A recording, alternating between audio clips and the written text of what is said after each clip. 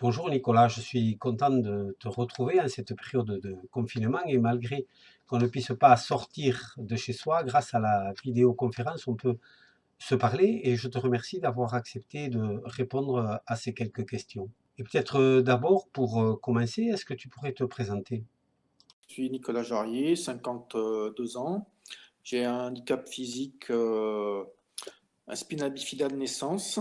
Donc j'ai marché avec des cannes pendant 43 ans et maintenant je suis en fauteuil électrique.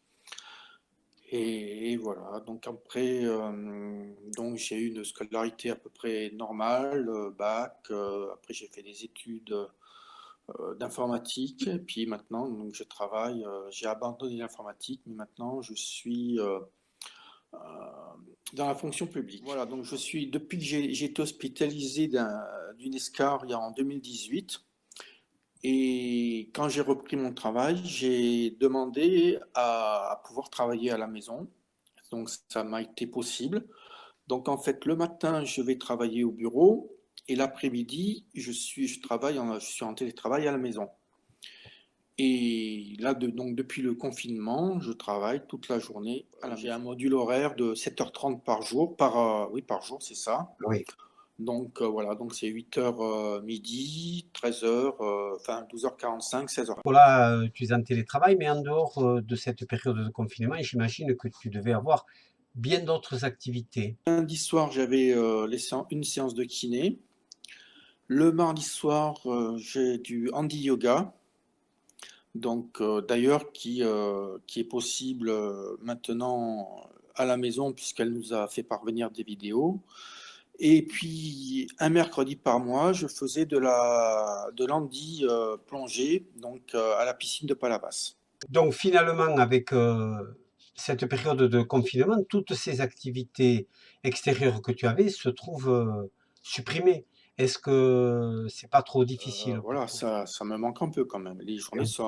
paraissent quand même beaucoup plus longues. Et finalement, malgré tout, Nicolas, tu arrives à t'adapter. Oui, oui, oui. Donc voilà, je m'adapte. Donc les courses arrivent de façon à peu près régulière. Et donc, on s'organise différemment avec ce confinement. Et dans ce contexte, Nicolas, comment tu vis les propositions de la PPH? Je trouve ça très intéressant, justement, puisque je pense que ça nous permet justement d'agrémenter, entre guillemets, notre quotidien et voilà, de pouvoir justement converser et d'avoir sur différents sujets. Donc ça, je trouve ça très intéressant. Oui, Nicolas, et sur le plan spirituel, religieux, le fait d'être isolé des communautés Donc chrétiennes? moi j'ai la possibilité, puisque je suis client SFR, j'ai KTO. Là, ce matin, j'ai vu qu'il y avait la messe à 10h à Lourdes qui était euh, visionnée. Le matin aussi, pour ceux qui ont la possibilité, il y a la messe avec le pape à Rome à 7h, entre 7h et 7h30.